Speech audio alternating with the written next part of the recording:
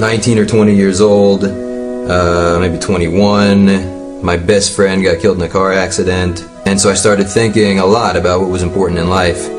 At the same time, the Intifada started, and I started seeing pictures in the newspaper of guys my age who were going into battle.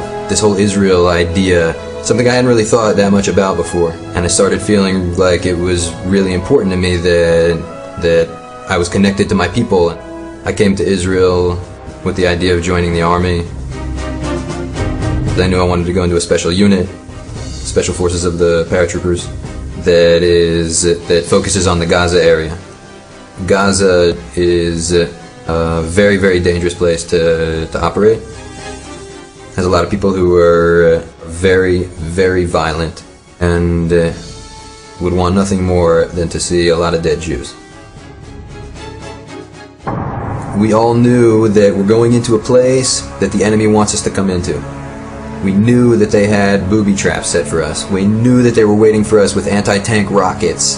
Gaza is not a place you want to go.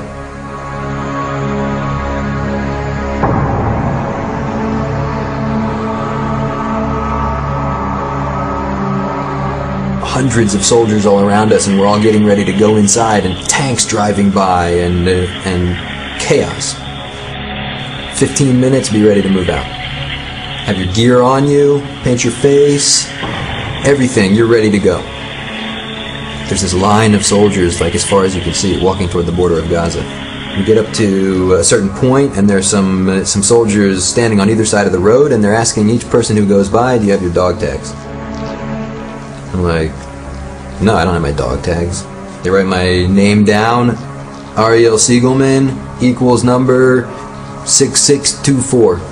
Put one in your boot. Put one in your other boot. Put one around your neck. Because you know what dog tags are for. I gotta have one in one boot, one in the other boot, and one around my neck, because if they find pieces of my body somewhere and they don't know whose body it is, so now hopefully they'll be able to tell, oh, that's number 6624. Then we get to a point right at the fence where they stop us and stand us in a big semicircle, in a chet. Many, many men deep. Huge semicircle, because hundreds of soldiers, all of us with our faces painted. We're all standing there with all of our equipment on, all of our gear. Everybody's brain is buzzing, like trying to figure out what the heck's going on. So they hand us this little card, this laminated card, that says Tefillah lifnei yetziat lekrav, the prayer for going out to battle. And there's this rabbi standing there in front of all of us, and he yells at the top of his lungs, and he says the psukim, right, like the statements in the Torah that the Kohen Gadol, the high priest, says to the nation before the nation goes off to battle. He says, you are the army of Israel, and you're going to war, but you will not be afraid, because God is going out to war with you. God is going to fight your battle for you. I think I speak for the other guys who were there. All that buzzing, all that like confusion that was going on, it was just like focus. We went into Gaza, and God went into Gaza with us.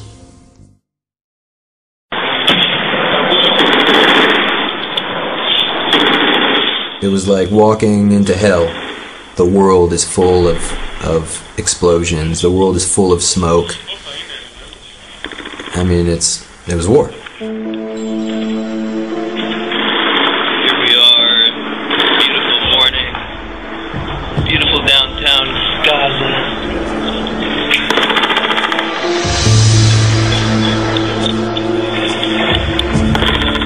I would not have been surprised if there were dozens of dead men.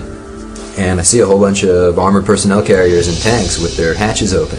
And I think like, man, how many guys got it? And as I'm going by, I'm kind of glancing inside to look for the blood. So I see my officer and I ask him, how many of us got hurt? How many people got killed? He said, well, nobody got killed. And I'm like, what? In all of that shooting, and all of those explosions, and all of that stuff that was going on around us, nobody got killed? One guy got injured. A chunk of concrete comes flying out of the house and hits this guy, tears the arm of his uniform, and when I saw the medic taking care of him, he was using a baby wipe. That was the injury in our unit in the Gaza war. When we walked out of Gaza, as the sun peeked up over the horizon, there was this huge double rainbow in the sky, with military vehicles, tanks driving by, and there's this euphoric feeling of knowing that, you know, okay, so far, man, I survived. And for a moment, for a couple of minutes, everybody stopped. And all these guys are like looking at the sky. I'm telling you, people felt it. The whole time we were in there, we felt it like, what is going on? How come the bullets aren't hitting us? How come the explosions aren't getting us? How come the tripwires, we see them? Everyone, how come we find everything? It doesn't seem right. Something's not right here. This rainbow went across the sky. These guys were stopping. They reached their hands to the sky and they're like cheering. I hear guys saying like, he's with us. Hashem itanu. We went into Gaza, and God went into Gaza with us.